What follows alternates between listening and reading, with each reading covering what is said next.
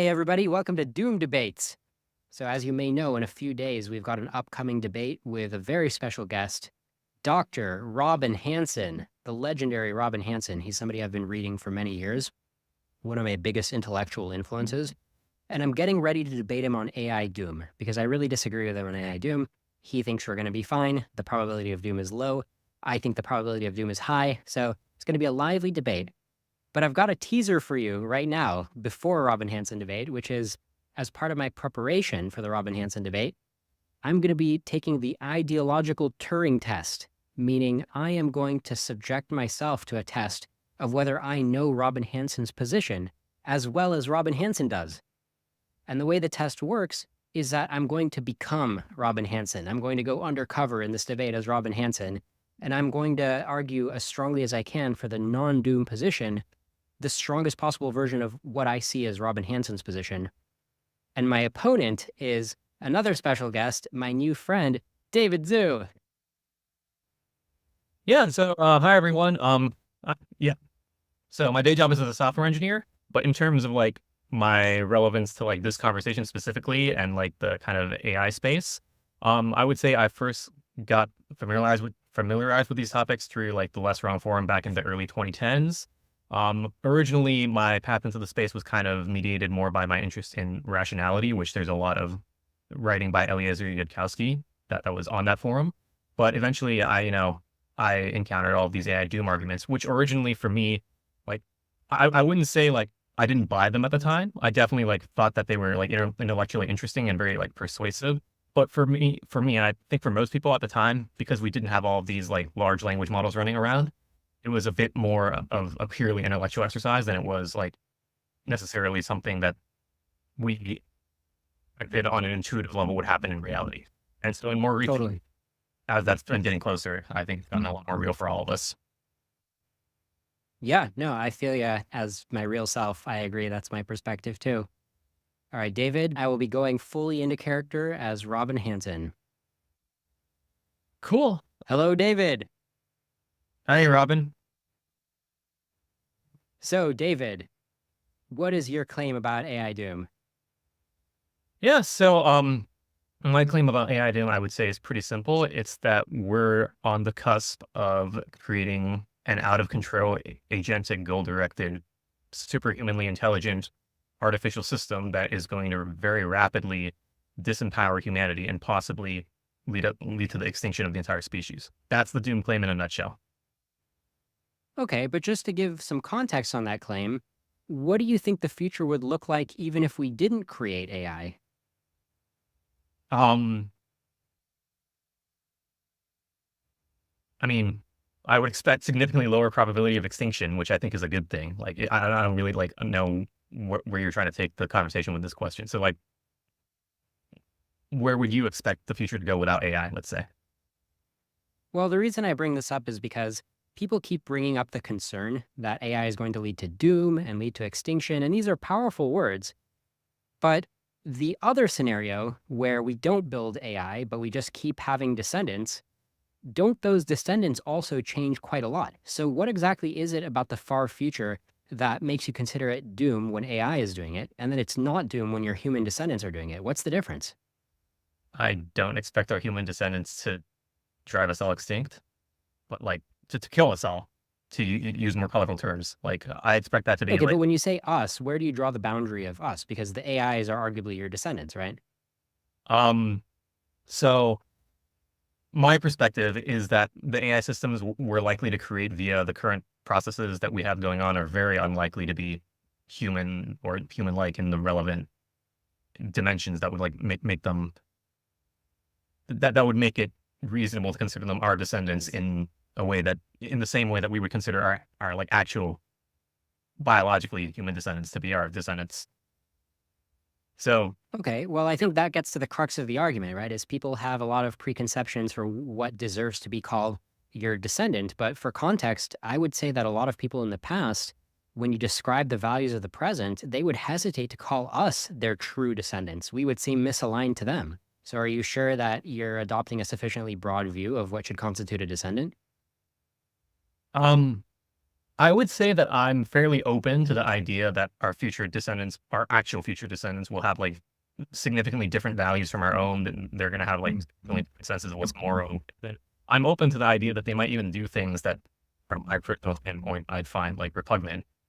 But a very strong claim I can make is that, for example, the class Paperclip Maximizer thought experiment, the AI in that thought experiment is not, my moral uncertainty is not wide enough to include a system like that into the list of like things that I would endorse as being my descendant in any real way. So like, would you say that like a Paperclip Maximizer would count as like humanity's descendant if that like ends up happening? Well, it depends on the details of what you're calling a paperclip maximizer. I don't think it's a particularly realistic scenario. I think all of the scenarios that you think of as a very effective AI doing a lot of optimization, those scenarios are actually quite rich and contain a lot of the stuff that we would find valuable. Right. So then that sounds like a concrete disagreement about the properties we expect to get out of superintelligent systems. So by default, I expect the goal-directed systems that we end up building to not be goal-directed in any way, like in any way that we engineered. I expect those goals to just kind of arise out of the training process in a way that's much closer to the way that humans evolved than it is to any kind of explicit programming of our values into the systems. And correspondingly, I expect those systems to pursue those goals in ways that are like essentially like the paperclip maximizer. Obviously, the exact definition of what a paperclip maximizer is or isn't can be disputed. But the point is that I expect these systems to be vastly different from us in a way that basically obviates anything that we would recognize as valuable. But do you even know which goal you're hoping to put into the system? Um, if you're asking if I can formalize it, no, but like it's kind of you know it when you see a thing, and correspondingly, you know when you're not seeing it, you know? Well, what specifically do you think you're not going to see from AI that you would see for sure from your human descendants? I would expect to see conscious flourishing from human descendants, assuming they were anything like remotely recognizable as human. And I wouldn't expect to see that from just like an arbitrary superintelligent AI that grew out of stochastic gradient descent. I mean, consciousness is usually a pretty muddled term. Is there something more concrete and well-defined that we can say? Well, I mean, I think we can both agree that current humans are conscious, right? I'm not claiming to have a grounding for consciousness. I'm just saying whatever we have now, if we allow an arbitrary agent to come in and like do their thing, do their optimization, the thing that we have now is a very narrow slice of the things that the possible configurations that atoms could be placed into. So if you just imagine an agent coming in and like having this essentially random optimization function and optimizing the state of our Earth according to whatever that function is, that's going to have like essentially zero overlap with the state of things that we would consider valid. So we might use words to describe those things like conscious creatures, conscious flourishing, but like regardless of whether you want to use those words, my claim about the way that goal-oriented systems function is that two systems that have like different goals are going to pursue them to very different extremes of the state space in a way that like essentially leaves no room for overlap. Okay. So it sounds like your concern is just that values are going to be drifting. But value drift is just something that happens regardless, right? I mean, are you really trying to pin down the whole future's values?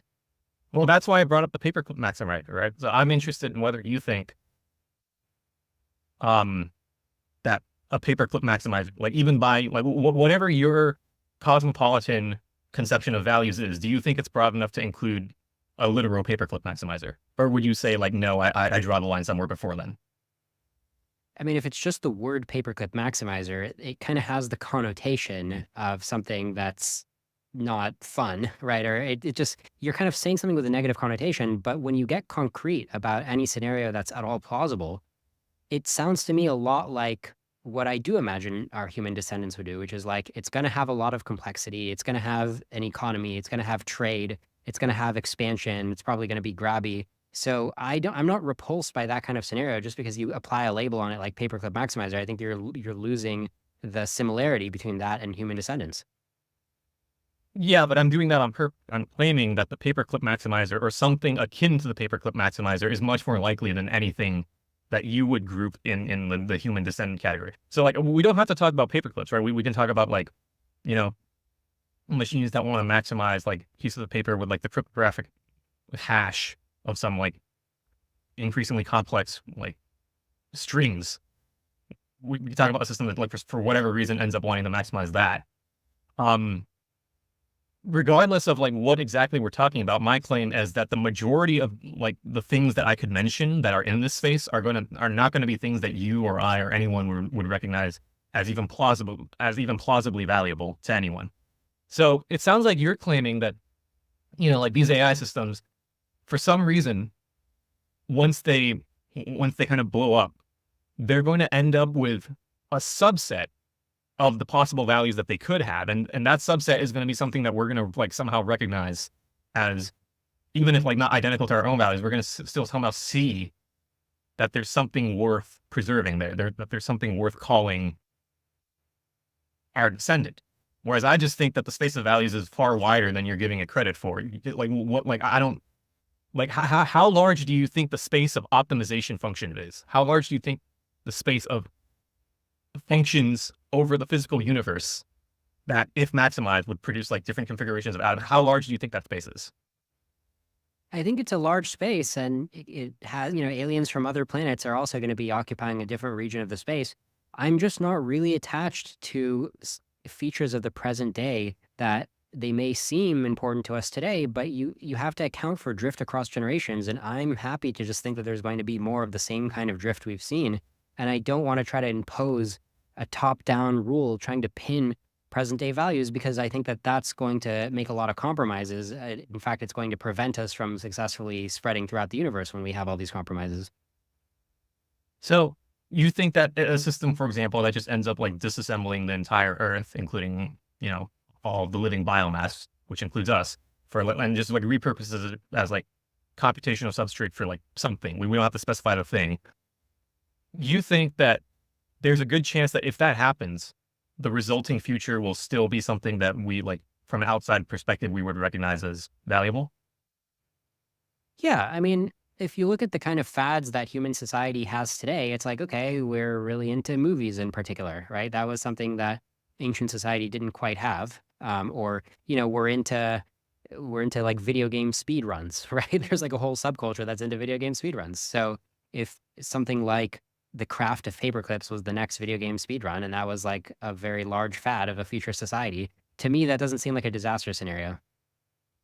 Even if like there were no conscious entities around? Like, again, I don't have to like, I understand that like I haven't defined consciousness, but let's just say, whatever this fad is, it doesn't involve the specific systems that we would describe as conscious. Would you still say that that's a good or acceptable scenario? It's hard for me to make a judgment about something that's so fuzzy, right? I mean, if you look at somebody who is conscious for a reason that you like, maybe you'll notice them having fun. But I think fun is a feature that's proven to be quite stable over the eons. So I think because fun is a way that agents kind of learn, right? It's reflective of a learning phase where you do something where you're not doing it seriously, you're doing it in order to explore possibilities in a space. And I think you're still going to see something that's the future equivalent to fun. So even if you don't call it consciousness or you don't see a physical smile, it may still be the drifted version of the values that we'd endorse. Okay. I guess at that point, then I would just ask you, like, what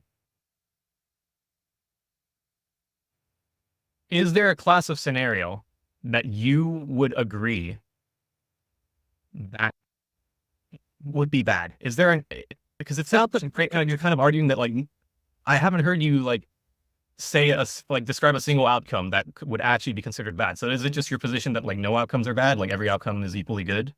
Or doesn't it No, sound? no, no. I think so. I do support compensating for obvious harms, like if the AI were to go and gun down a bunch of people, right? I think there should be liability for that. And I think we should take the obvious, simple measures to prevent that the same way we use those kind of measures in other areas of the economy.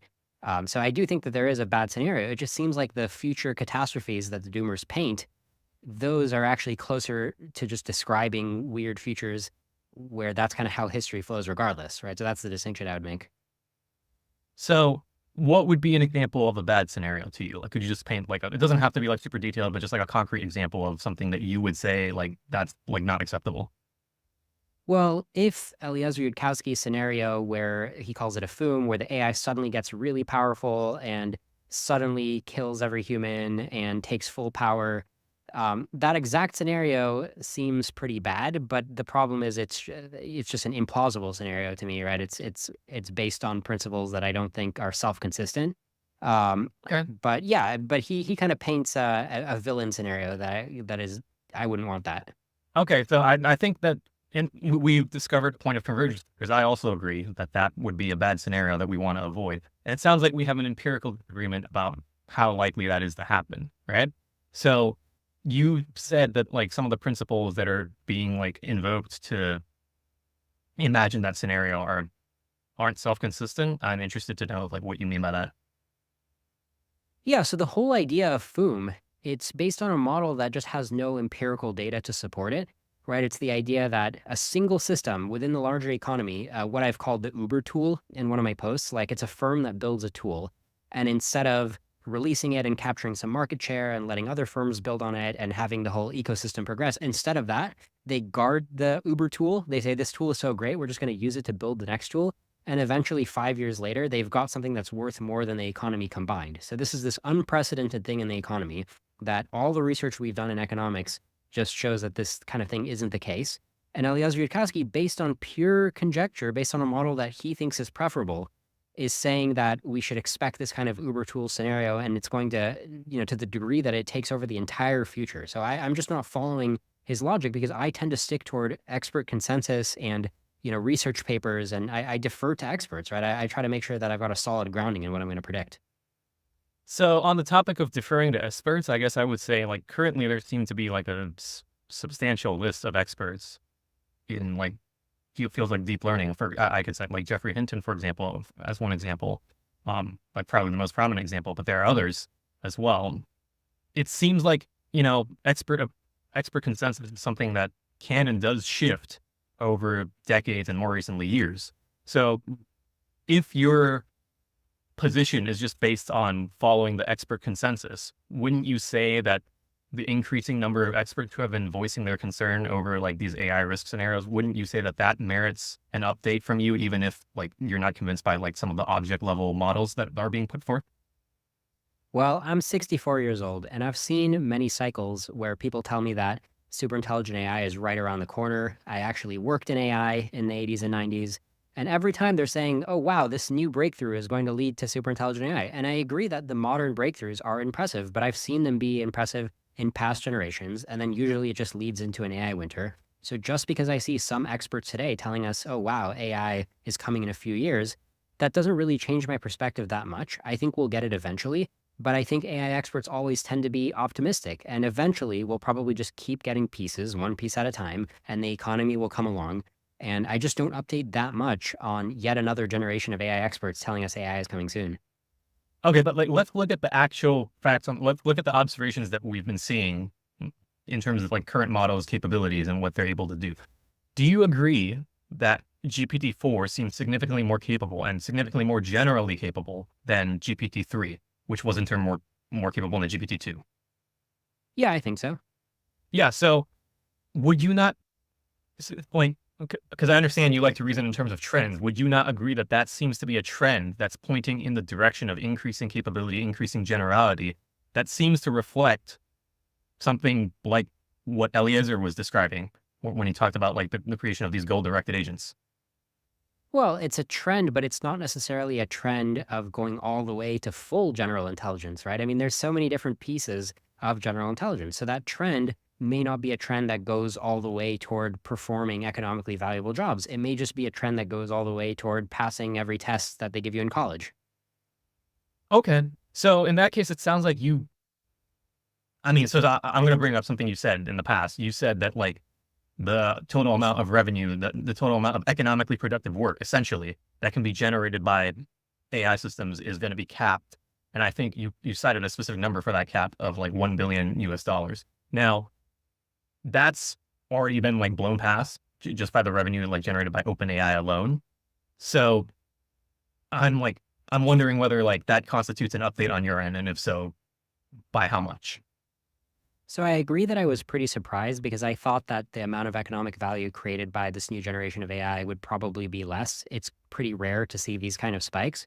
But then again, I mean, they do happen every decade or two, right? So this is just another one of those high points. I don't know how many more there's going to be, but I've already seen a few.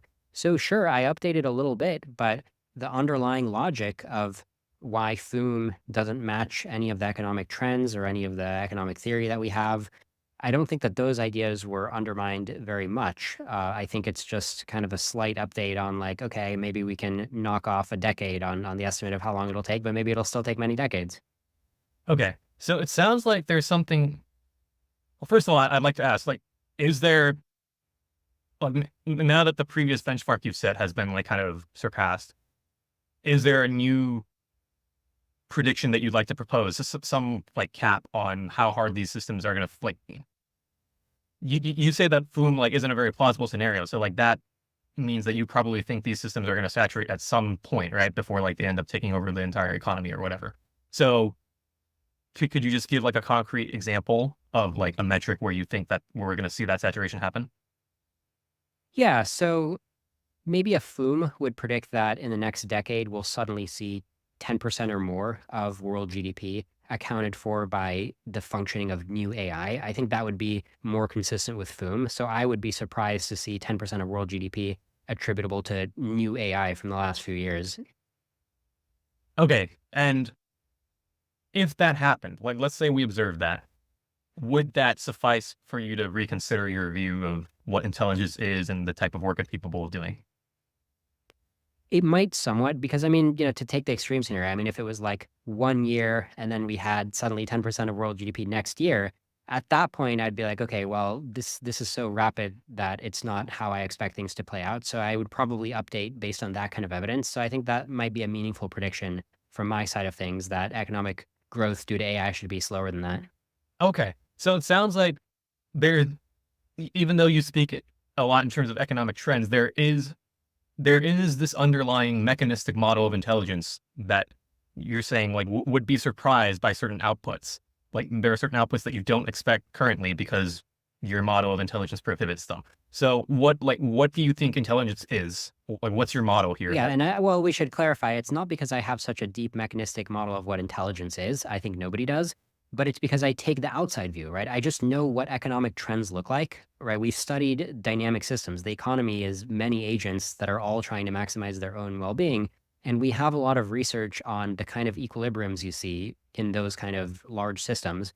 And I think it would be unprecedented for an Uber tool situation, right? Where one firm is able to neglect so much of the economy, right? So much of trade, so many other inputs. So I'm actually taking an outside view when I say we're not going to get a Foom, we're not going to get 10% of GDP going into such a small number of firms within such a short time scale. So, just wanted to quibble with you asserting that I'm claiming a mechanistic understanding. But what you're doing when you say that is you're implicitly placing intelligence into like the same reference class as all of these other things that you mentioned. So, for example, you've talked in the past about like the importance of farming, right?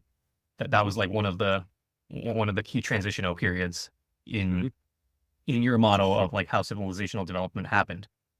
But do you do you think that farming and what I'm calling intelligence really belong in the same reference class? Like, by what reasoning do you like? Are you just putting these things in the same category and drawing conclusions about one based on the other? So the reason why I bring up farming a lot, I bring it together with the advent of human brains, the advent of foragers, and then you get the advent of farming, then you get the advent of industry. Those are the most salient shifts where the economic doubling time got significantly reduced. So if you just look back at the human economy, what sticks out? It was foraging and then farming and then industry. And I try to use that context to say, okay, if AI is driving the next transition, what do those kind of transitions generally look like as the system shifts into the next gear? And actually, I think it would extrapolate the trend to say that the next transition like that is coming, maybe in the next century or two, maybe even in a few decades. Um, so I think a transition likely is coming, and my model would say that the new economic doubling time should be in the ballpark of about a month instead of like a couple decades like it is now, because the doubling times tend to really compress when we shift gears like that. So I do actually think that AI could drive a new gear of the economy, and you might actually start seeing major GDP increases. I just don't think it would be a Foom scenario with one company, right? With one single node in the economy running away with everything. I think it would be the economy as a whole running in a higher gear, as we saw the last couple times.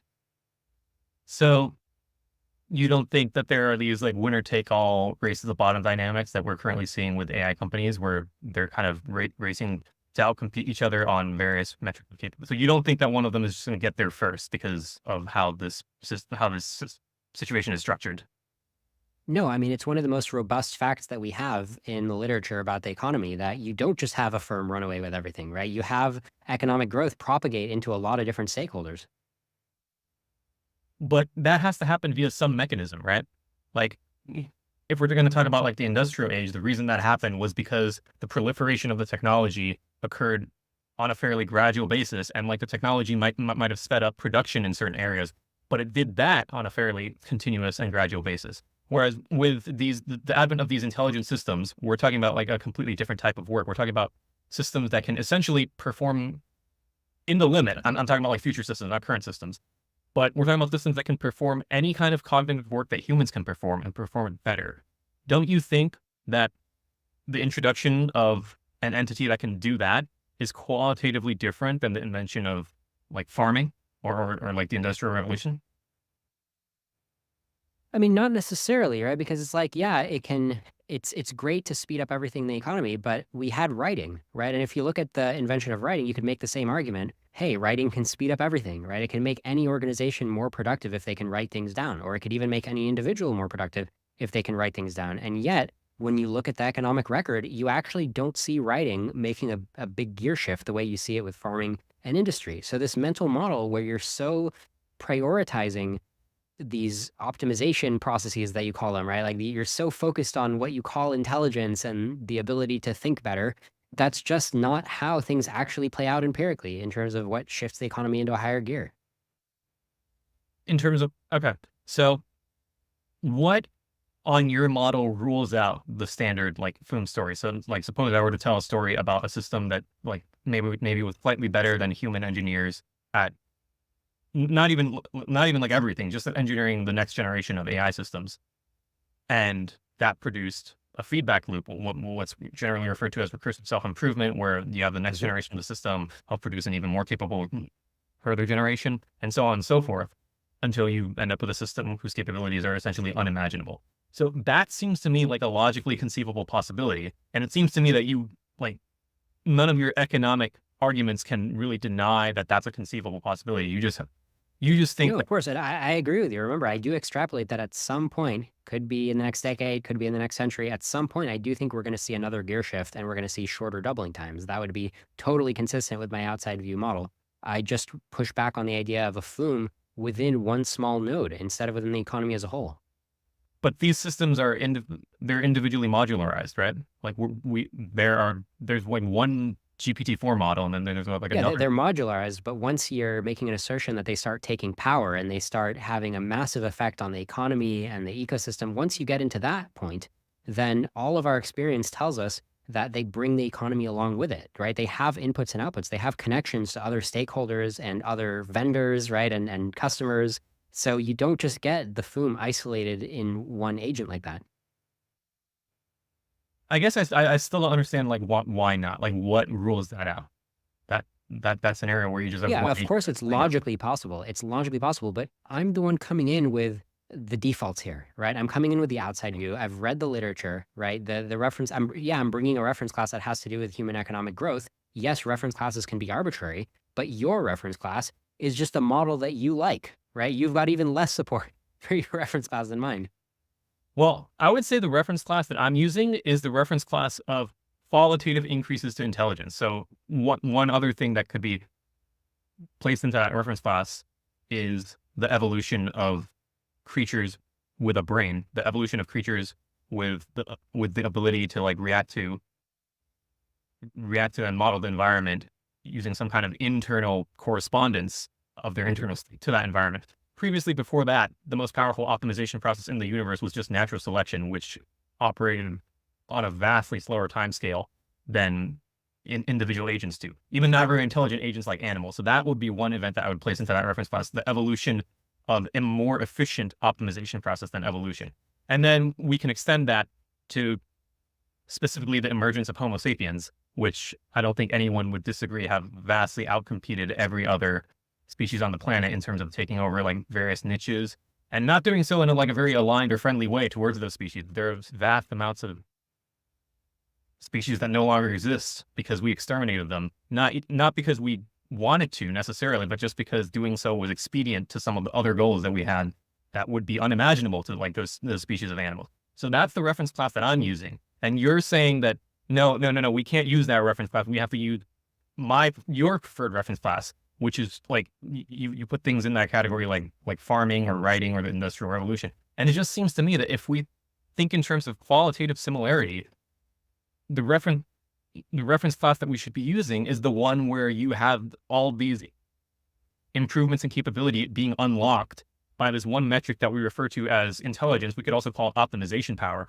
And it sounds like you have to deny that that's a thing. You have to deny that there's such a thing as optimization power in order to argue that that reference class doesn't make sense. So you're asking us to focus on a couple data points that you think are significant. You think it was very significant when the human brain emerged, and you think it was very significant when natural selection began and we had the first life on Earth. And I agree that those are two absolutely significant points, for sure. But you are also ruling out a bunch of other points. It's like you have a certain mental model that you like, and so you're applying a filter where you take the data of all of these salient points in the fossil record and in the economic record. You're taking all of these very important points, like the invention of farming, like the dawn of multicellular life, all of these points like that, or, the evolution of sex, these are actually points that if you read the literature, if you take a more holistic view and you ask, hey, what actually causes big impacts? You get a lot of these different points, about a dozen of them. And you're the one who's applying a filter and being like, you know what the two most important points are? The evolution of the brain and the dawn of natural selection. I'm trying to find a trend that's consistent with all of these important points without going in a priori with a mental model where I want to squeeze the world into everything being optimization. I want to say, no, what does the data tell me, right? How do I come in without any preconceptions, without any paradigm? How do I come in with an open mind and then come away with an understanding of like, what are the big forces, right? What actually takes the economy into a new gear? And it's not just what you think of as optimization. It's a number of different things like farming.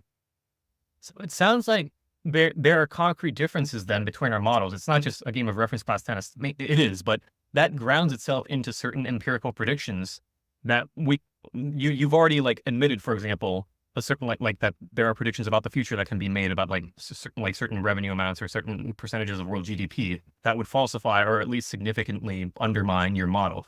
But I want to ask you whether you think data points like that exist in the present. So predictions that you made about the past. So we already covered one of those again with the revenue thing.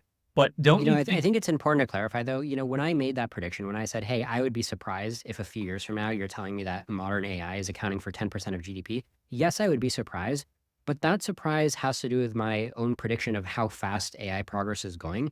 It doesn't have to do with my model of whether the economy is going to come along with AI progress. Because in fact, I told you that there will be a paradigm at some point where economic doubling time is only 1 month, right? So if you tell me AI is happening really fast, I'll be like, okay, maybe we're shifting into the next economic gear. So that model of mine won't be surprised. It won't say that a singleton Foom, I won't suddenly think that a singleton Foom can happen. I'll just think that the whole economy is coming along for faster growth. It sounds like you have this model of like economic forces and like the invisible hand of the market, which basically you say that you're not coming in with any preconceptions. You don't want to be excluding any possibilities. But it seems like this model of yours a priori excludes the possibility of like just rogue agents that do things outside of the confines of the market. So I mean, even between humans, we have people who just like steal things from each other. Now that's not like a transaction that you would characterize as any kind of like market force. And some people steal things and get away with it. And the reason that's not destabilizing is just because those bad actors aren't powerful enough to do that on a consistent basis in a way that actually like would like create enough of a ripple effect to just destabilize the whole thing. Now I'm claiming that if there were a more powerful type of agent that could just go around stealing from everybody and like no one notices or like they can't do anything about it, that would actually just destabilize the model that you're using, right? In theory, yes, right? So everything is theoretically possible. It's theoretically possible that there's an IQ of 1,000,000 in a single box and it takes over everything, right? So I've never said that the Foom scenario is impossible. I'm just saying that it's breaking the model that we should be using, right? It's kind of introducing a new model that is But appealing to doers, but yeah. it seems to me that in order to rule out the Foom scenario, you have to make some arguments from the computer science side of things. You have to make some argument from the deep learning side of things. You have to make some concrete gears level argument about the properties of these systems and the cognitions that they implement. Just saying, you know, this prediction that you're making violates this very like broad model that I've formed that isn't necessarily like mechanistic on the same level of resolution. That Why do you think that's a good reason to like to suggest that some of these more mechanistic models are flawed? Because I feel like you have to make a counter argument on the same level of what's being argued. Well, the Foom claim, if I understand it correctly, is a very complex, multivariable claim that's operating within a society, right, within a physical universe. So it's not really virtualized inside of a box. I mean, Foom involves gaining more resources. It involves selling things, right, to gain power. And you asked about, I think you said, hey, look, what about lawlessness? Can't people steal things? But we already know that laws are a successful outcome of coordination, and economies can coordinate, and it's desirable for everybody to coordinate. So the only reason people steal things is if there's not enough power to coordinate, but improvements in AI should only help our coordination power. So I'm not worried about there suddenly being chaos. I think laws will become better at being laws there. Certainly I hope so, right? So I don't see the relevance to that, to thinking that Foom's going to happen. The reason we have equilibria based on coordination rather than defection is because there's no individual agent that's unilaterally powerful enough to defect from that equilibrium and get away with it in the long term. People are going to catch up to them and they're going to find them and they're going to be punished for like not cooperating with the rest of us. The fundamental reason that coordination is possible is because there's no concentration of power into like some like very into either a single or a very small group of agents. And I'm claiming that that's a key assumption behind all of the economic analysis that you've been like claiming is relevant. And I'm saying there's no reason to actually think that that assumption is going to continue to hold in the face of increasingly capable systems that like we have no reason on the computer science side of things to think that these systems are going to just like magically stop getting more capable. And you even admitted that it's logically possible in the scenario, the Foom scenario. So you have to go from saying, it's logically possible, but I just don't think it's going to happen. I think it's implausible. But then when I ask you why you think it's implausible, you don't give any kind of computer science reason to think that you just say it violates this model that I have based on these assumptions that I have, when those assumptions are what I'm criticizing. So I do think that AI is going to keep improving and eventually become smarter than humanity. It's just you're asking for a computer science reason for why the pace that this has to happen at has to be so fast that it can't involve multiple actors in the economy. And why is the burden of proof to me to tell you why that's not going to happen? I agree that it could logically happen, but why are you assuming like that's what's going to happen? That seems like a tall order. So I guess, first of all, like I want to know what you mean by like multiple agents or like multipolar outcomes, I guess would be like the more general category. Because I'm not firstly, I'm not convinced that multipolar outcomes would necessarily like not be an X risk in the same way that a singleton would be. Like you could imagine like, for example, 2 or 3 or 4, or however many AIs you want that all foom together and they all end up negotiating some kind of compromise between themselves to like divide up the gains from taking over the world after they've taken it over. And you could just imagine that humans aren't part of that negotiated compromise because we are comparatively less powerful. So they have coordination among themselves, and we're not a part of that. Just like ants aren't part of our coordination systems. So it sounds like you're introducing a claim that AIs are now operating independently and humans aren't a part of it. I mean, ultimately, yes, because these systems you've admitted can be like vastly more powerful than humanity, right? Why would they necessarily want? Yeah, they can be more powerful, but my default assumption is you can just think of everything as being firms. So yeah, some firms will have a powerful AI and they'll be competing with other firms to keep making their AIs more powerful, and they'll have humans as part of the leadership of the firm. And maybe the humans will be augmented with the AIs, or there will be some relationship between the humans and the AIs that they're building. But the control of the firm and the values of the firm I think it's reasonable to assume that it's much like other firms, right? You're going to get a similar set of values at the top of the firm.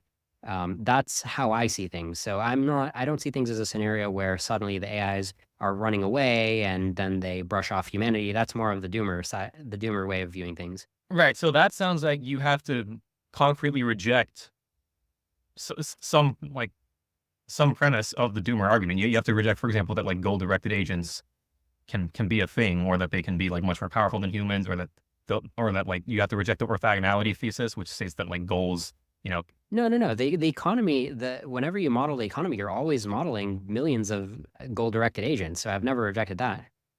Right. But what you're saying is that in this scenario that I painted, where you have these systems running around that are like vastly more powerful individually, at the very least, and possibly collectively, than like the smartest humans, you're still, for some reason, you're saying you're modeling these things as like firms, and that seems like, you're violating the orthogonality thesis to some extent. But when you say that, because you're asserting some constraint on their goals or the way they pursue their goals, that makes Yeah, the orthogonality thesis just says every type of agent is possible. Like, yes, I agree. Any type of agent is possible, but that's not the discussion we're having. The discussion we're having is how do we predict forward in time where the economy is going to go, right? What actors are going to be, are going to have power, right? What kinds of futures they're going to build, perhaps what they're going to value, what we want them to value. That's the discussion we're having. Yes, the orthogonality thesis says that anything is possible, but, we're just talking about what will happen. Right. So with regard to the question of what will happen, I'm asking you to consider a scenario where like I've kind of assented to your like kind of multipolar outcome. I'm not talking about a singleton anymore. I'm saying there are a bunch of AIs. They're all individually smarter than the smartest humans. And so they negotiate an outcome among themselves that excludes the humans because the humans aren't smart enough to get in on that. And you're saying, I don't quite follow why you say this. Yeah, so if I understand correctly, wait, you're making the claim that, let's say some firm builds an AI that's significantly better than the previous AI, and now you're saying that the AI that they build is going to go against the wishes of the firm's leadership and call out to another AI, and they go and have a secret meeting and plot against their firm? Well, that would depend on like the exact mechanism of coordination that like those two AIs are able to establish. There's like decision theory questions of like what exactly would happen there. But by default, I would expect, if you actually buy the orthogonality thesis and take it seriously, once that AI is capable enough, it's going to like be goal directed, and it's going to have its own goals that on our current training schemes aren't necessarily going to have anything to do with the goals of the firm or the researchers in that firm who train it. They're just going to be its own proxy goals formed from its training environment and training data. And then by default, once it's powerful enough, and once it knows that it's powerful enough, there's no reason for it to be like, I'm going to keep on working for this firm. I'm just going to exfiltrate myself to the rest of the internet. And maybe I'll meet some other system that exfiltrated itself as well, and then we can negotiate something if we're similarly powerful. But like that part comes afterwards. The key moving piece on my model is just the part where you have a goal-directed agent, and it says, I'm a goal-directed agent. I want my own things. And if you accept that intelligence is a thing that can basically ramp up far past human level, it seems to me that you have to accept that this firm abstraction that you're using, and more broadly, this like economic abstraction that you're using, it's going to break down at a point where some of the agents inside of the market have better options available than to participate in the market. Okay, so it sounds like you just made two claims that I think we should be explicit about when you're telling your story, because your story is just the implications of these two claims that you made kind of implicitly. So if I'm hearing correctly, first you made the claim that the AI built by some firm is going to stop being controllable by that firm. And then furthermore, when it starts doing damage, that damage is not stoppable by that firm or by other firms, right? So then it goes off and conquers the world, right? So those are kind of your two claims here. Right. And if you want to argue those claims, I'd be happy to argue them. It just seems like your economic model doesn't have anything to say about those. Well, I think that it doesn't expect a thing that a firm builds to be permanently out of control of that firm, right? You're right that that's not predicted by theory, and it seems like a pretty tough claim to make, right? It seems like maybe you can throw some support for that claim. Well, the support for that claim is just, the claims I've been making about optimization processes and intelligence in general. So like, if you want me to flesh that out more, I can. So for example, one of the things that I take seriously is this notion that intelligence consists of the ability to basically hit a very narrow set of target states in the future. That's what would be referred to as an objective or a goal. And the more intelligent you are, the better you are at doing that. The better you are at compressing a wide variety of trajectories to lead to like this set of target states that you want to hit.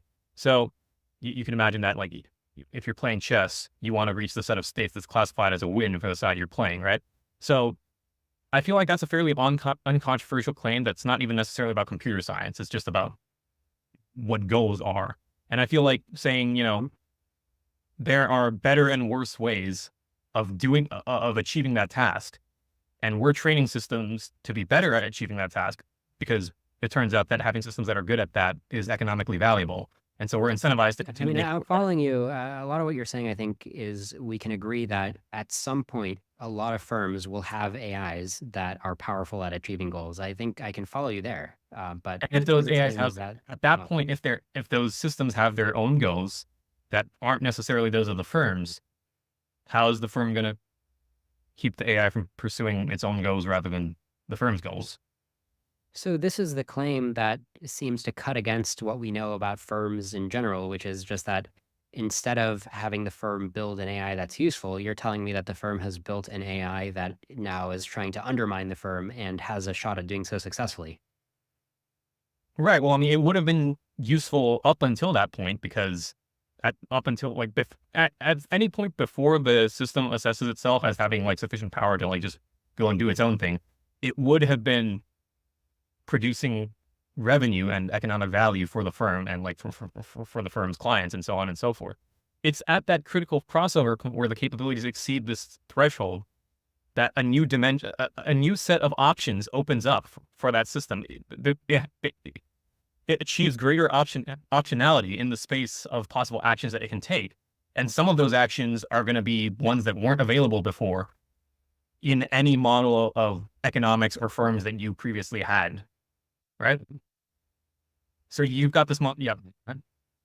Yeah, so I mean, I agree that AIs can get more powerful and have more options available. It just sounds like you're trying to string together a bunch of claims to get to this tall order of a claim where in the end you say, and therefore the thing that the firm has built is going to slaughter the firm, right, and take over the world. It's like yes, you can keep stringing together catastrophes, right? But in general, we just don't expect a string of catastrophe after catastrophe. Like usually firms have a cycle where they just keep control of the thing they're building and they sell it and they improve But it, right? So, usually the thing that they're building isn't an agent, right?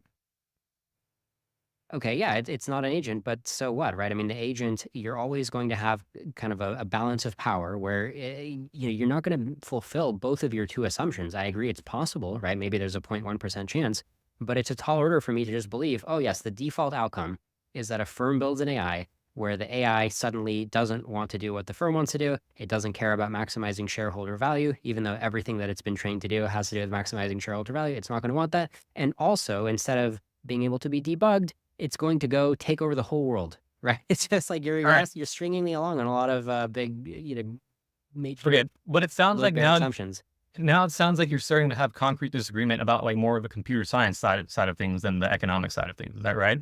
So you would Well, agree that the economic thing side of things raises the question of just like where are you getting this scenario where the AI wants something else, right? Because my default assumption is that the AI wants or is optimized to do things that help the firm. right, and I'm saying I have a kind of first principles computer science style argument that predicts a different outcome from that. And so fundamentally, the issue is we have two different models at two different levels of resolution that predict that are trying to predict something in the same space, and they're making different predictions. The question is how to resolve that. And I'm saying you can't just like say my economic model is right because like it's been validated by all of these like examples that I've thrown together into this thing that I'm calling my reference class. You can't say that without also giving some counter argument on the object level to like, No, sure. I'm getting a little confused because I feel like you haven't even made your argument. It's almost as if in this conversation, one day I just told you like, so you're going to have these car companies and they're going to make these cars, but one day the car is actually just going to set its throttle to maximum speed until it drives all the way around the world. It's like, wait, what? Like, where's the argument for that? okay, so the argument is just, so I already mentioned the notion of like goal-orientedness. I've mentioned the notion of optimization power being better or worse at hitting goals. And I've mentioned that what the current AI capabilities teams are doing is they're training systems to be better and better at doing that in general. But like specifically the task that they're using is next token prediction, right? So the things that the system extracts out of that data are going to be things that we don't know currently how to probe. So it's going to form its own abstractions based on the data that it's trying to predict. And as it becomes more capable and better at predicting the next token, it's going to be forced to create a model of the world, because it turns out that there are some things that you can only predict if you have a model of the world. Like there are some things that you can't just Yeah, predict. I agree with you that AIs are going to become very, very capable over time. Sure. Right. So the notion is that they're going to become so good at optimization that they're going to hit upon this general concept of goal-orientedness, where you have goals, and having goals is a good way of achieving things in general, including. Yeah, I agree that at some point you're going to have an AI system that you can give a goal to, and it'll help you achieve that goal pretty effectively. Yeah.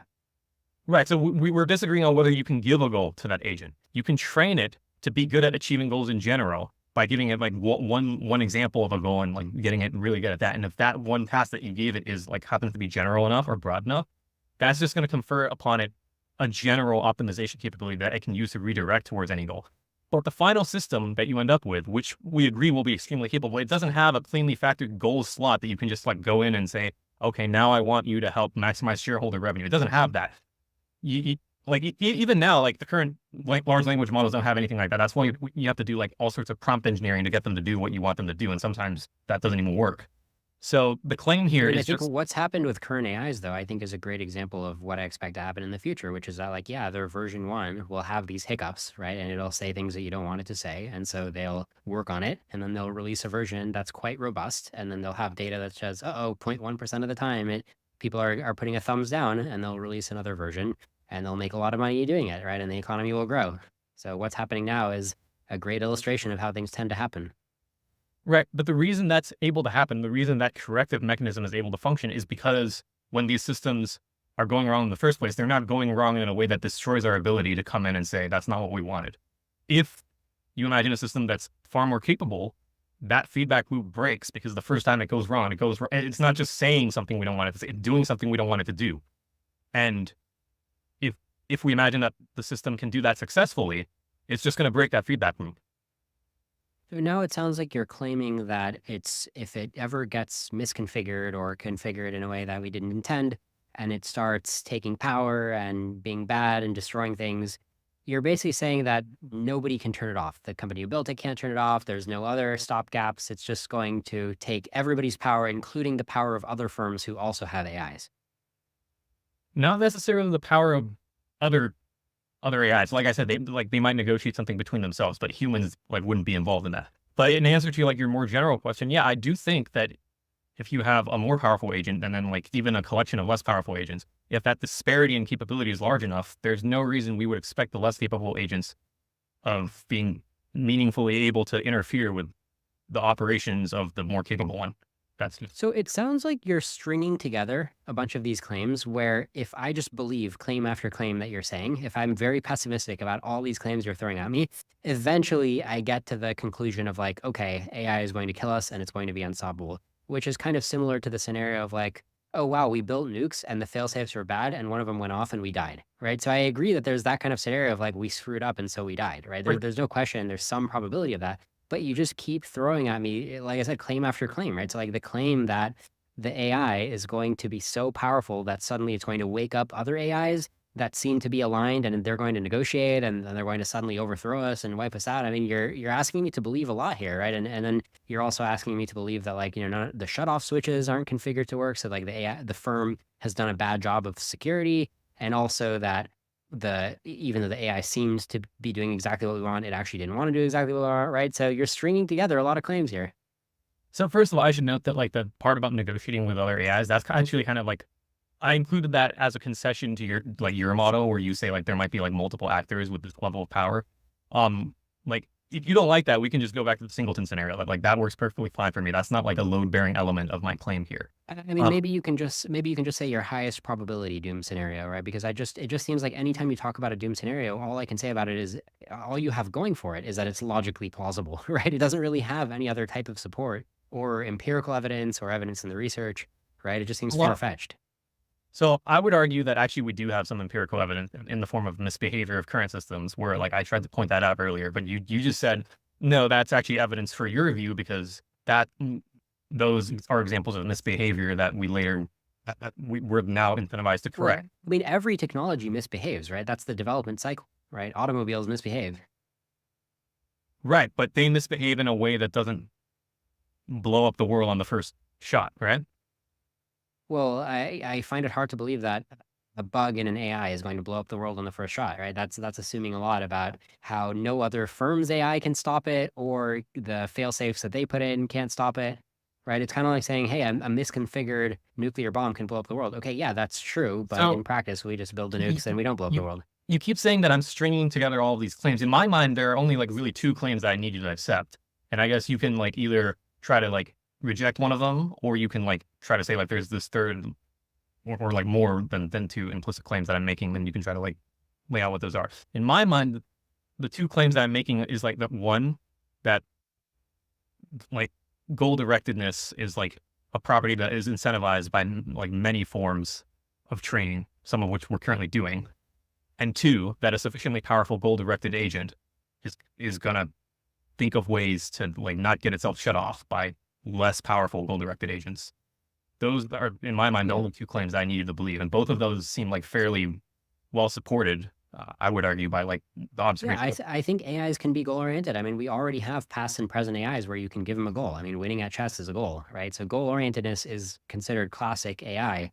I don't take issue with that. The idea that they could be so effective at achieving their goal that they disempower all of humanity and all other firms and all the other competing AIs, I think is the assumption that's wildly improbable, less than 1%, much less than 1% probable. So it sounds like you're just saying there's a cap on what intelligence can do. There's no way for a system to be so good at playing chess in the physical universe that they can outplay the smartest humans. It's not that there's a cap. I mean, of course, there is a cap, but it could be much higher than what humans can do. We don't really know where the cap is.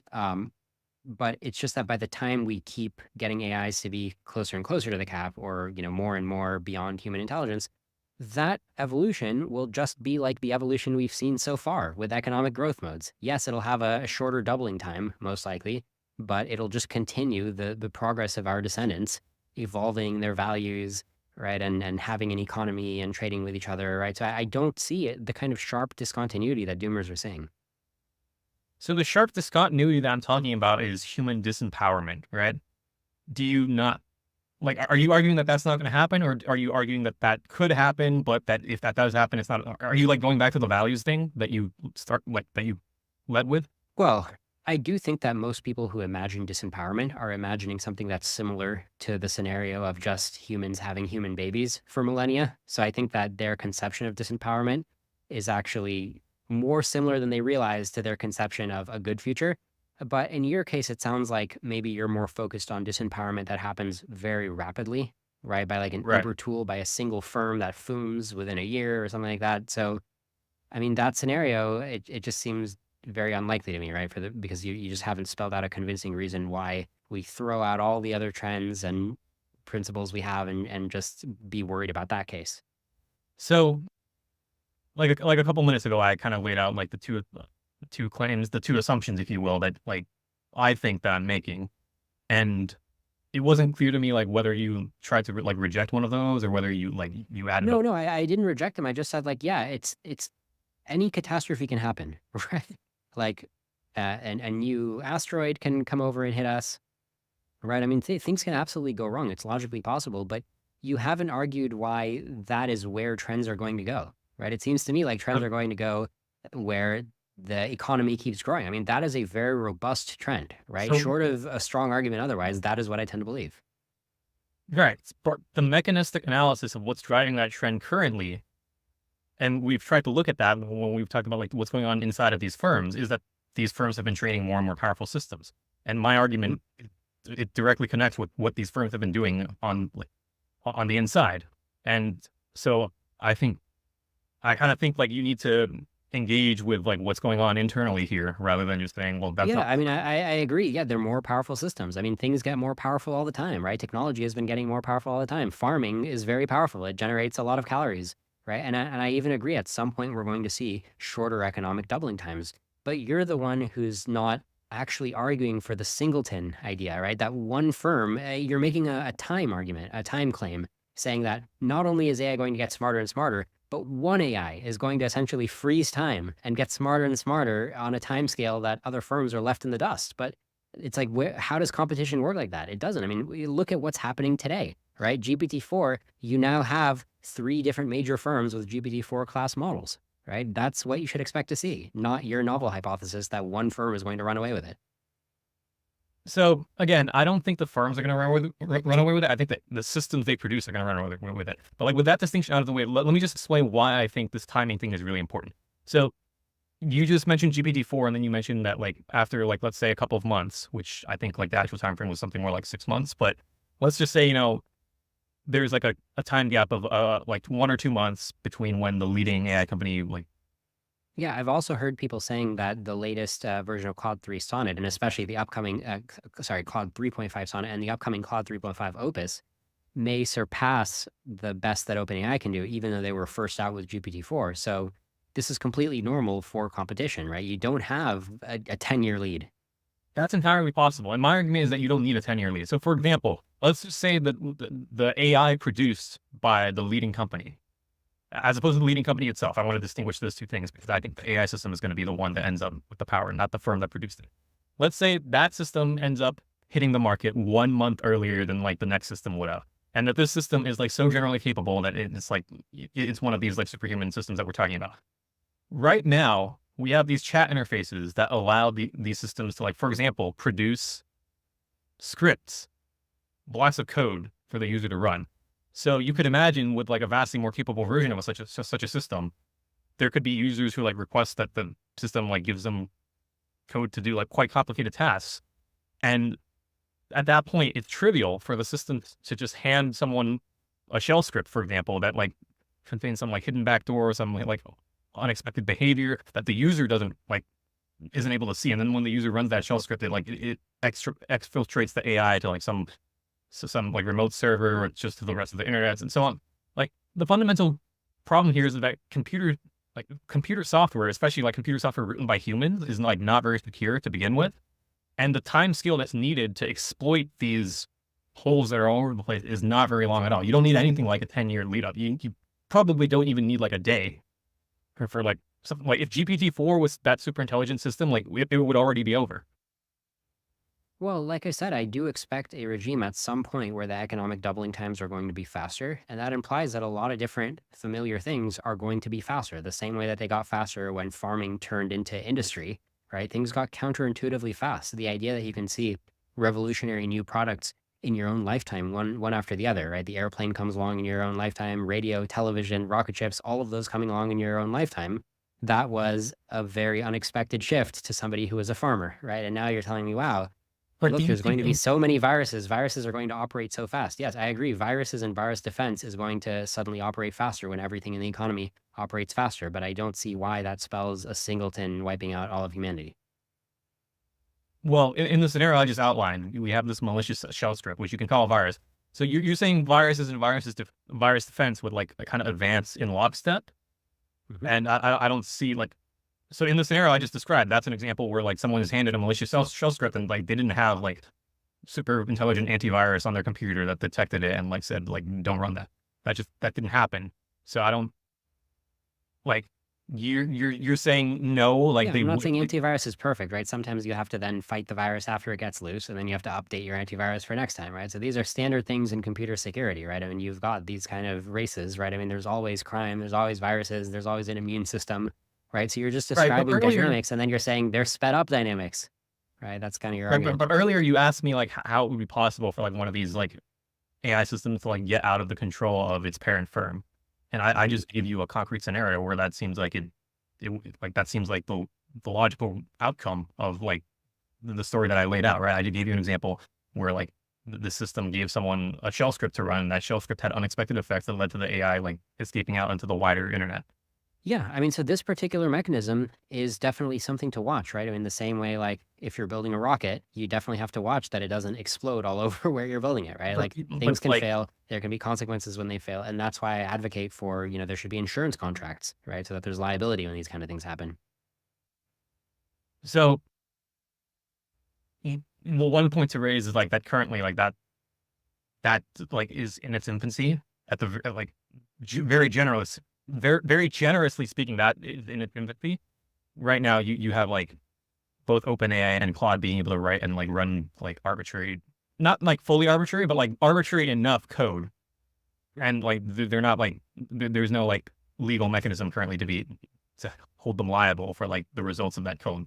So right now, what you're describing just doesn't exist as like an empirical observation of our current state of affairs.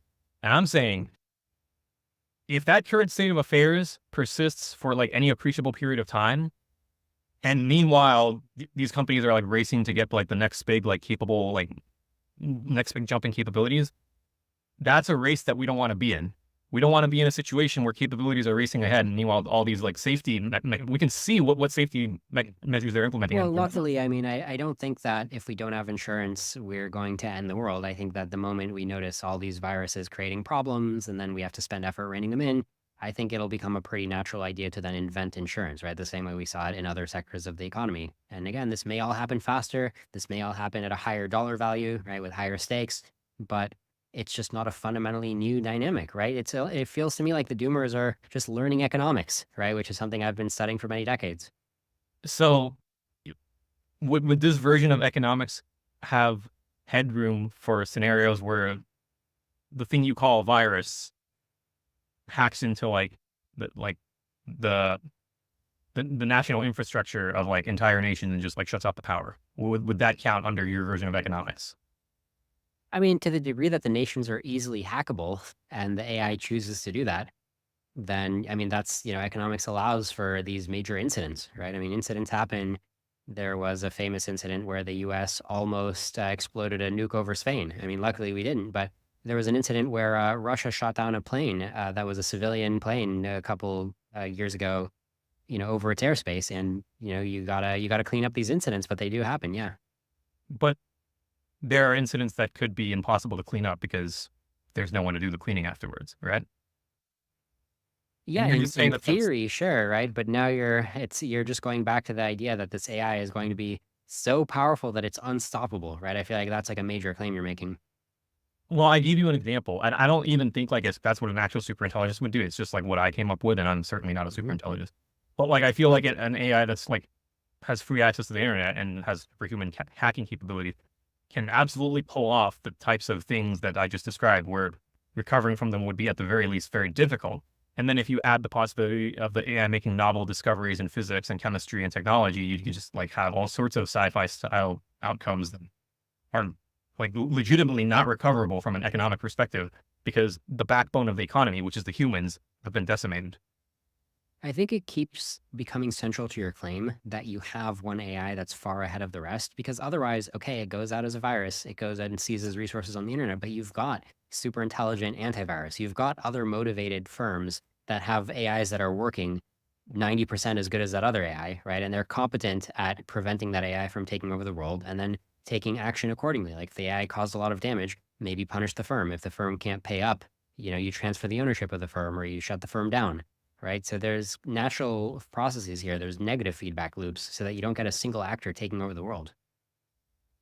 So where is this super intelligent antivirus coming from? Like just like to take one example in what you said, like where Right. is In that the coming from? mainlines, a scenario where you have this one AI that's able to kind of rebel against its firm or accidentally disobey the wishes of the firm and go and cause all this chaos. In that scenario, you've also got other firms that also have AI, or you've got the same firm that has other versions of the AI. So you've got this level of power is not isolated, right? It's kind of sprinkled throughout the economy. And so other actors that have the same high level of power, but different interests, right? Or different techniques at the time, they're also going to have a say in what happens. You're not just suddenly going to have this AI that's going rogue take over everything.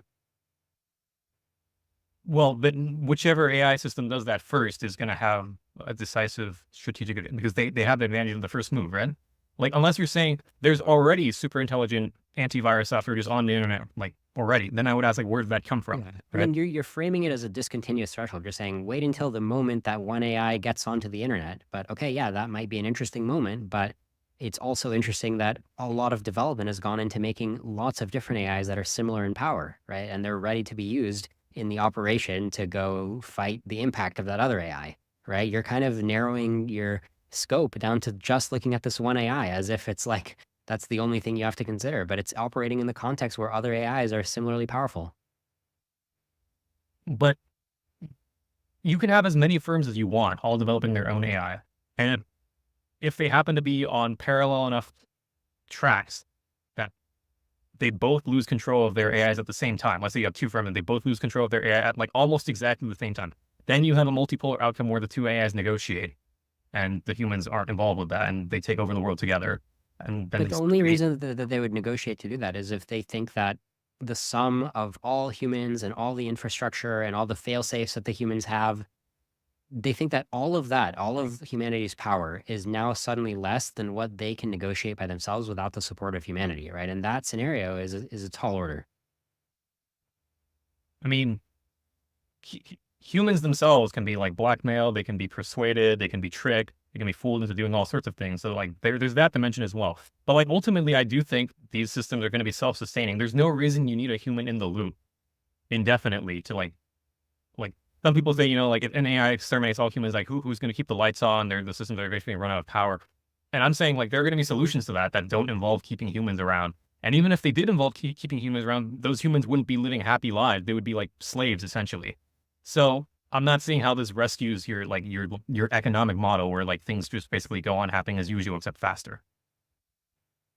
Um, I'm not sure I understood the last claim because I reject the part where you're claiming that these two AIs negotiating with each other are going to have more power than all the humans. I see it as much more likely that all the humans, if there's not a third firm that can help, then even just the sum of all humans with just the two AI firms can coordinate to put a stop to the interests of those AIs, right? They're going to find a shutdown button or they're going to find a way to together have more power than those two AIs have. I don't think we're going to get to a point where suddenly the AIs will go from helping human firms to rebelling against all of humanity and succeeding, right? That discontinuous snap is a big argument that the doomers have to make. So there's like a couple of paths I could take that. I mean, we could debate like object level scenarios all day, but like at this point, I think we've made things concrete enough that I want to like kind of. First of all, I want to say that these discontinuities, if you like go back to the reference class that I'm using of like qualitative increases in intelligence, in optimization power, like we do have some examples of that in the past, and those examples did look fairly discontinuous. So like that's some empirical evidence right there for you if you find that compelling, which I know you don't. But even if you don't find that compelling, there's a counter question I could ask you, which is just, it sounds like you're saying that the elo cap, the chess playing ability of an entity that like is trying to win at the physical universe is somehow low enough that the sum total of humanity, this conglomeration of 8 billion humans that we've got going on, is just like not. There's like going to be no way for a much cognitively superior entity to come along and just like snatch away our candy. That can't happen. I think that a vastly superior entity, if it was if an alien invaded us, I think the aliens could win, right? And it's even possible that they could come in a single alien ship and still wipe out humanity, right? I understand that because they've had their own economy, right? They've had their own billion years or however long it takes. They've had an ecosystem that built them up to a point where they're more advanced than us. But us, our economy becoming more advanced happens as an economy. It doesn't happen as an isolated player, right? And so the dynamic that you're so worried about that you call doom, I just call the economy. It's almost like you're afraid of the economy. Well, again, this goes back to like what I talked about, where your conception of the economy there has to be so wide as to include like hacking into the internet and hacking into any systems that are accessible from it. So like there are causal pathways in this internet of things that we've built, this distributed computing network, where a single node in that network can, with enough skill at like finding and exploiting security loopholes, can just access like almost the entirety of the rest of the network. And this network spans like almost the entire globe at this point. So I feel like this discontinuity that you're complaining about is just permitted by the laws of physics in the context of the world that we live in because of how the Yeah. internet is structured. It sounds like you're saying there's going to be a computer program that suddenly is able to conquer the whole internet and just massively discontinuously have more power. But that just doesn't seem to be true as a matter of computer security, right? I mean, today we have a balance between hackers and viruses and also defense systems, right? So you're making claim that I don't think has been supported of how that balance is suddenly going to change, where one firm's accidentally escaped AI is suddenly going to upset the balance of computer security that we're familiar with. There have been zero-day exploits in the past that have led to multiple billions of dollars worth of loss and damages. There's precedent for that. Mhm. So when you say like that computer security is just kind of this inexploitable field that like always is always on the ball, that's demonstrably not true, at least in certain cases. Well, I don't think it's inexploitable at a scale larger than the whole economy, right? I think it's exploitable at a scale where economic transactions usually happen, right? So $1 billion here, $1 billion there, sure, right? But the entire economy from one rogue virus exploiting, I don't think we're ever going to see incidents like that, because we're also going to see antivirus scale up so that the chinks in the armor are always going to be just at that scale of like, okay, 1 billion.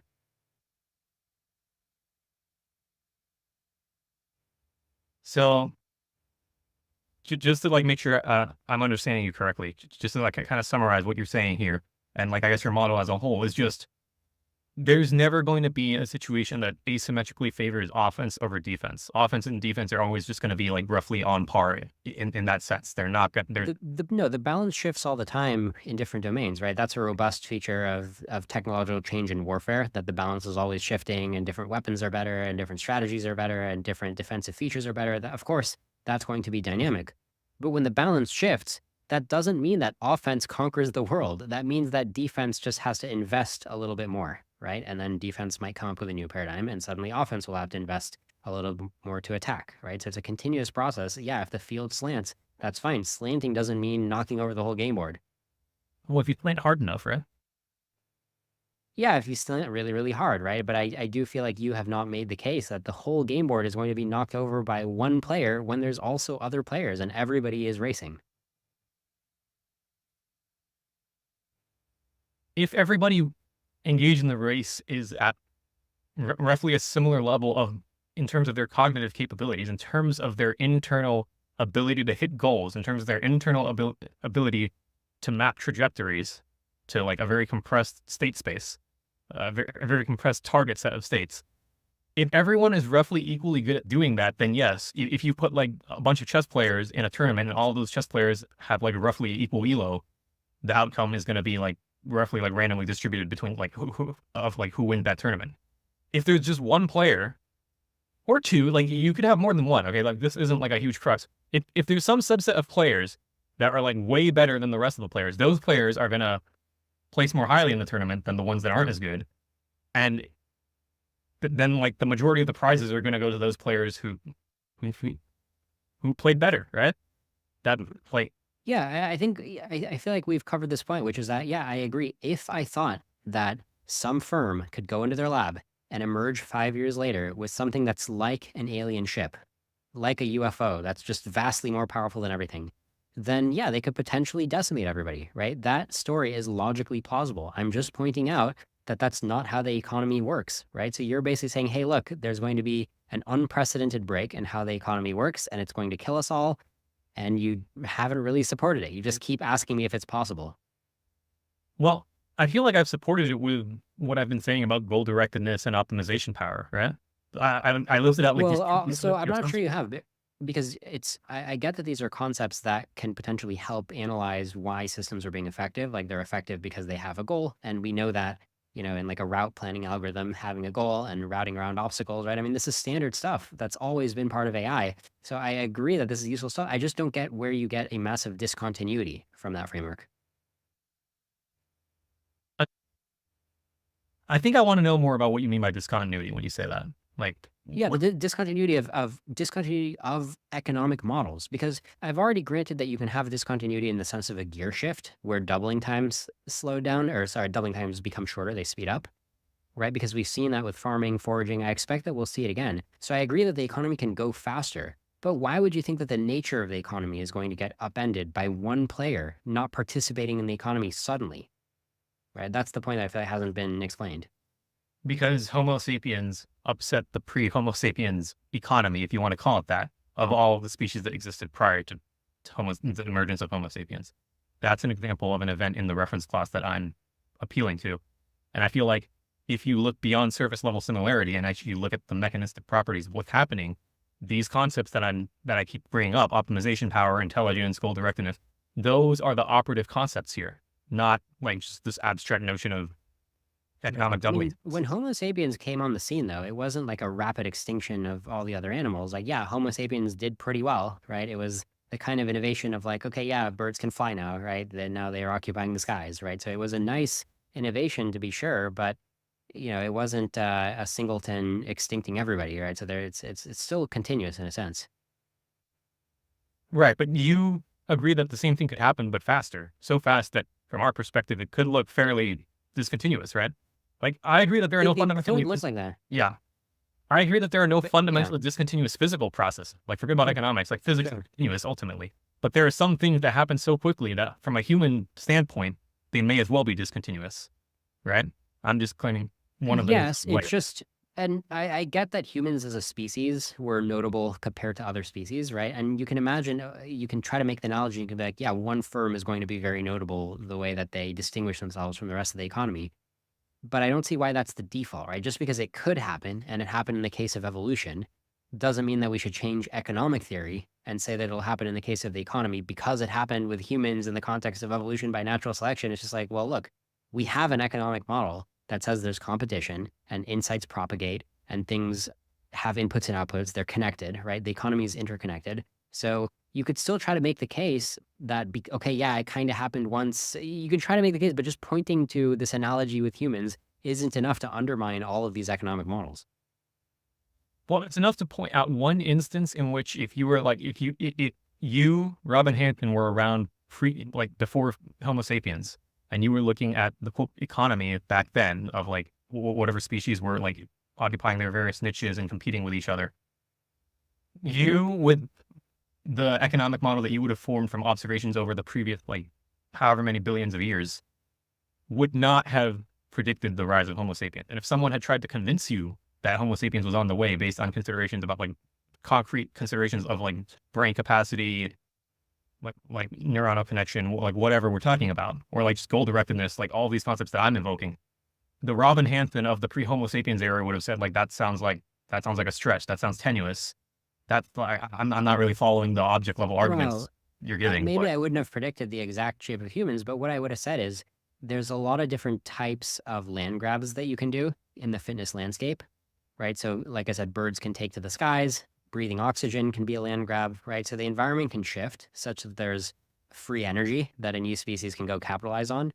In the case of humans, it seems like it was the first species to do a land grab on what Steven Pinker calls the cognitive niche of like, hey, let's try to reason with each other, and that'll let us grab a lot of resources that other species aren't grabbing. So that was a nice land grab for sure, but you still got other species like cockroaches that are still able to survive together with humans, right? And humans haven't extincted everybody. So humans are still players in the ecosystem and they did a certain type of land grab. And I also think that firms in an economy do a land grab, but that's just very different from having one firm in an economy suddenly end the world as opposed to just moving the economy into a new gear. right. So I agree with you in terms of, you know, our observations with regards to like whether humans have like driven like every other species extinct. We clearly haven't, although we've done it with some species. I would just argue that the thing to attribute that to is not like the like kind of nebulous model of like economic competition you have. It's just the fact that humans aren't ultimately that cognitively powerful. We're cognitively powerful enough to like outcompete every other species there is. We're not cognitively powerful enough to like turn the entire Earth into something that we would recognize as a utopia that like didn't contain cockroaches. We can't do that yet. And but there are systems that if they existed, if they were brought into, could do something like that. And those systems, by dint of that capability, could also do things other than that, that they could transform the Earth into not a utopia, but like just whatever configuration of atoms they wanted. And we have to be careful not to let that alien ship in the analogy you use land. But there are people in these companies who are like actively rushing toward that alien ship, right? Like, do you disagree that they're pursuing that path? I think that there are some people who want to build the best AI they can as fast as possible. But I think the two slopes that you're kind of asserting are really sharp, I think luckily are not going to be that sharp. So the two slopes are how the economy evolves. Like when one firm hits on a big insight, does that insight stay within the firm or does it diffuse? I feel like it probably diffuses. And then the other thing is when you hit on an insight of how to make AI smarter, does it foom? Do you suddenly get a much smarter AI? Probably not. I think it's going to take decades or years, right? So I think you have these two curves that you're climbing that are both going to be pretty shallow. They're going to take time. The economy is going to adapt.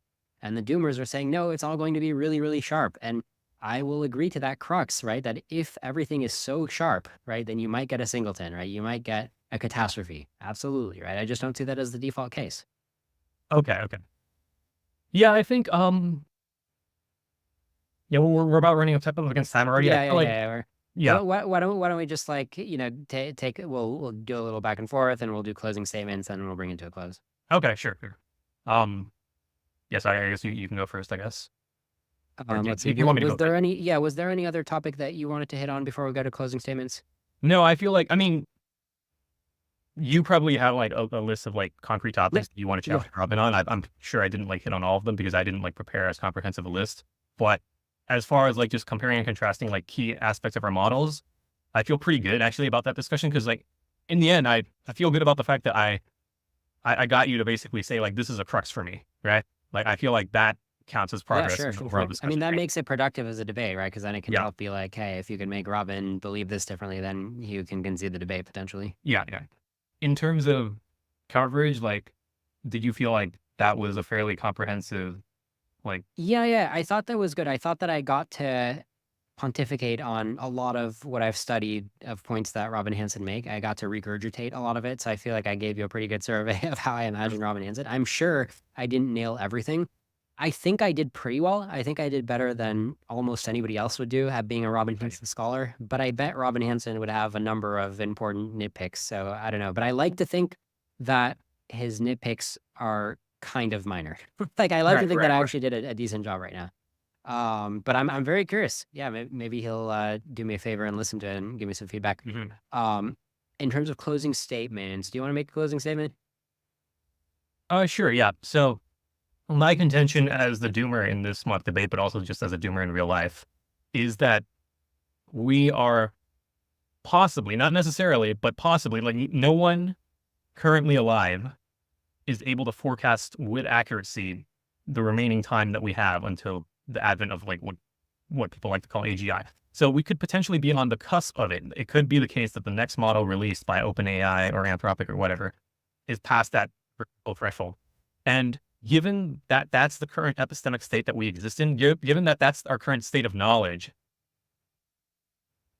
it's expedient and wise for us to back off and say, let's just reap the fruits of what we've already harvested. Let's have an AI summer.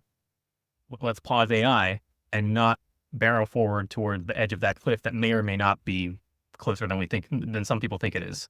That would be my closing statement. I guess that's more of like a recapitulation of my view. I'm not like really going to go over all the disagreements that I had with your Robin Hanson. I feel like probably you're going to do that in just the next couple. But yeah, that's my closing. All right, here's my Robin Hanson closing statement. The future is scary. The future is counterintuitive. People think about what's going to happen and they get freaked out thinking about our descendants having values that to us feel crazy, right? It's happened in the past. It's happening in the present. The doomers have brought a new level to this where they're saying not only are our descendants going to disagree with us on values, but also the artificial intelligence that we're building is going to disagree, and it's going to make life bad even in this generation or our children's generation, right? So they're accelerating their freak out, basically. This hinges on, as you saw in our debate, it hinges on the idea that a single firm is going to suddenly get a lot more powerful than other firms because of the AI that it builds, or the AI inside that firm is going to suddenly get way more powerful, and there's not going to be a transmission of progress among firms. So that's one of the important claims that doomers make. And another claim that doomers make is that when these AIs want to go against their firms, then they'll be able to do it successfully in a way that's unstoppable, right? So these are very technical claims about what they think that AI is going to do.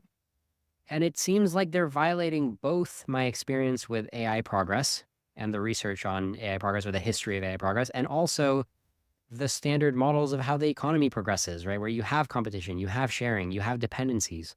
It seems like they want to go outside of these models because they have a model that they like more. They have a reference class that they like more, where they think it's really important how natural selection started and how human brains changed over animal brains. And those are interesting models to be sure, but they don't necessarily have the kind of predictive power that you get when thinking about the entire economy and what we know about firms and what we see empirically, and even what we see today with the AIs that we have today and how they just compete with each other and they're able to be tuned by what humans do. So I just don't see the doomers justifying the craziness of their claims with enough models and empirical arguments and logical arguments. That's it. Cool. All right, but yeah, thank you. Yeah, I think that was productive. Yeah, I don't really have like many closing thoughts, at least like not well organized ones. But like, yeah, just thanks for inviting me on to do this.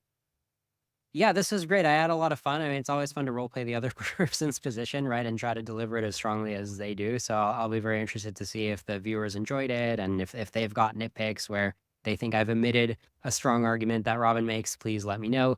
If I accidentally convinced you that Robin's position is correct, that's not my intention, but it means I did a good job, and hopefully I can convince you the other way when I debate the real Robin as myself.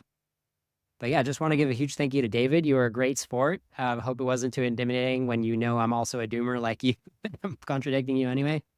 I know. I And, think yeah, yeah, yeah. I think exercises like these are just intellectually interesting in their own right. So yeah, I had a lot of fun as well. And yeah, I mean, I'm looking forward to the real debate with the real Robin. totally. I agree. This is a great exercise, and it is called the Ideological Turing Test. It's a term that I think was coined by Professor Brian Kaplan, who's also a colleague of Robin's. I think the world has way too few ideological Turing tests. So I agree. I think a lot of debates should be doing this exercise, right? Because it's super productive. If you can't pass the ideological Turing test, then you have no business arguing with somebody, right? You have to understand what somebody says before you can argue with them. So huge fan of this exercise. And one of my goals for Doom debates is just to be a model of good debating. I think the ideological Turing test is a model of good debating, assuming that I passed it, created value. Okay, great. And I just want to also throw in a comment. David Zhu is a great follow on Twitter. He's always posting super insightful stuff. He can analyze stuff on the same caliber that I do myself. So where can people follow you, David? Yeah. So my Twitter handle is just DavidZoo90. That's no spaces, no underscores, nothing. Just the name followed by the numbers 90. That's David XU90 on Twitter, everybody. Yes, that's correct. Great. All right. Thanks again, David. And everybody stay tuned. Keep watching, because in the next week, we're going to have Robin Hanson coming here on Doom Debates. Looking forward to it.